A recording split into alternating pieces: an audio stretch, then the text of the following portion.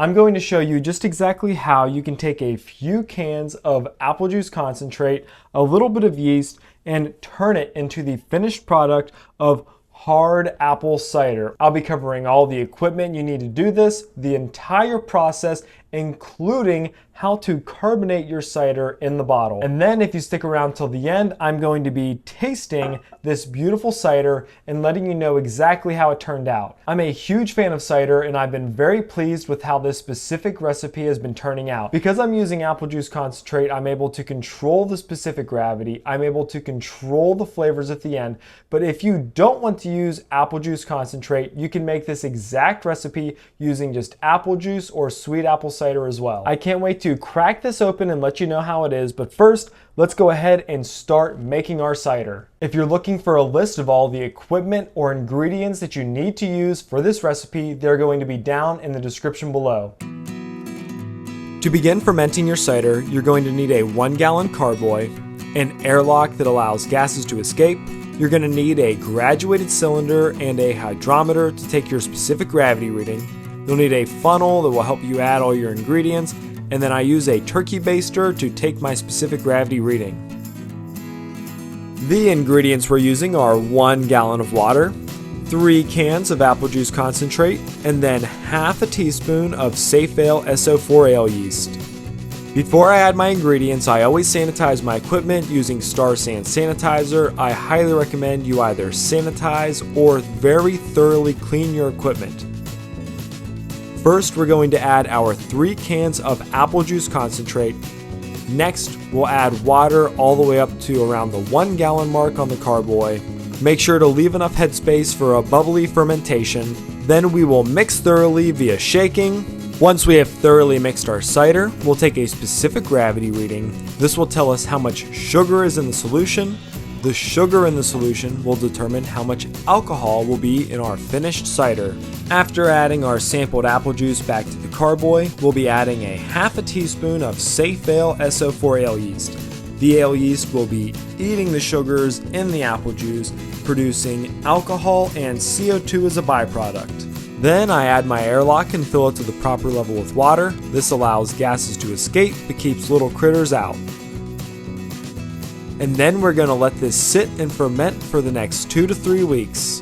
Find a cool, out-of-the-way location in your home where it won't be bothered with and allow the yeast to do its thing. During fermentation, the yeast is eating the sugar in the solution, it's producing alcohol and creating CO2 as a byproduct. You'll notice this is bubbles. In about 2 to 3 weeks, the bubble should stop and it's time to take another sample. You're looking for a specific gravity reading around 1.000, which is a great indication that fermentation is done and you have bottle-ready cider.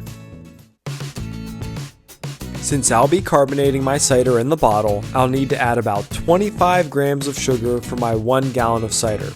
It just so happens that about 1 cup of apple juice has just about 25 grams of sugar. So I'll be adding 1 cup of apple juice to my 1 gallon of cider right before I bottle it. So I've added my 1 cup of apple juice to a sanitized bucket, and now I'm using a wine siphon to transfer my 1 gallon of cider to that same bucket. While you transfer your cider, be sure to get as much of that cider as you can without sucking up any of that sediment down at the bottom. Now that my cup of apple juice and cider are mixed in the bucket, I'm going to transfer them once again to these sanitized beer bottles. I'm using a bottle wand attachment at the end of my siphon, which allows me to very easily start and stop flow with the help of a valve at the end of the bottle wand. When using the bottle wand, you keep the bottle wand pressed at the bottom of the bottle. You fill the bottle all the way to the top till it's about to overflow, and then remove the bottle wand, which will stop the flow from the wand and leave you a good amount of headspace. If you're using traditional beer bottles and crown caps, sanitize your caps and use your bottle capper to cap your bottle. If you're using a flip-top bottle, then simply flip your bottle shut. Once all of these bottles are capped or closed, we're going to be storing them in a cool, dark place once again for about 2 to 3 weeks. This is going to allow the yeast to eat that extra sugar from the apple juice that we added, causing some carbonation to form. After the first couple of weeks in storage, I like to crack open a bottle to check on carbonation, and I'll open a bottle about every week after that to see how it's going. Before we go ahead and taste our finished product, let's go ahead and do a brief recap of the process. If you're looking for the list of equipment and ingredients, they will be down in the description below. But to make 1 gallon of hard cider, first you're going to always sanitize all of your equipment, and then you're going to add your apple juice concentrate and your water to your carboy. We add the yeast, we add our airlock to the carboy, and then we allow fermentation to happen. You'll notice a few different changes after a few different weeks, and eventually you'll stop seeing bubbles come out of your airlock, and that's a good indication that your hard cider is done fermenting. To be sure that it's done fermenting, we'll go ahead and take a specific gravity reading, and if your cider has cleared to your liking, we can go ahead and bottle the cider. To bottle our cider, we're going to sanitize all of our bottles. We're going to add 1 cup of apple juice to the cider in order to back sweeten the cider so that it will ferment in the bottle, creating that carbonation we desire. Then we're going to fill all of our bottles, cap them, and let them sit for another few weeks. And then at this point, it's kind of trial and error, testing a bottle every couple of weeks to see if it's fully carbonated.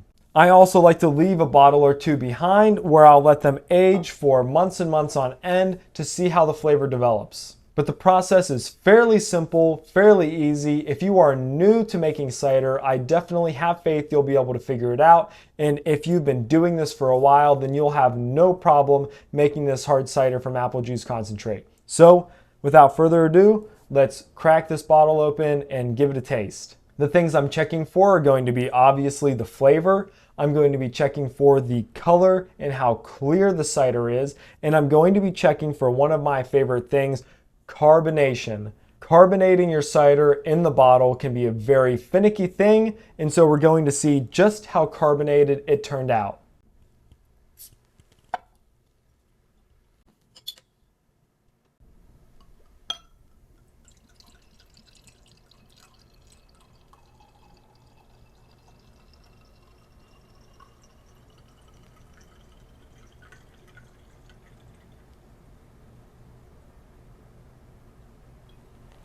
Things that I noticed right away is that it is not crystal clear, but there's not any heavy sedimentation, and it looks clear enough to my liking. When using apple juice concentrate, you can expect a beautiful golden color, which we have.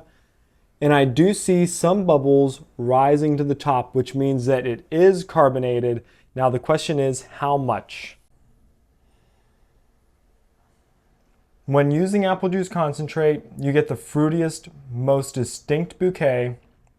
Sorry, my mouth is watering just smelling it. Because the flavors are more concentrated than they would be if you were just using apple juice. And it really helps the flavors pop so much more. Okay.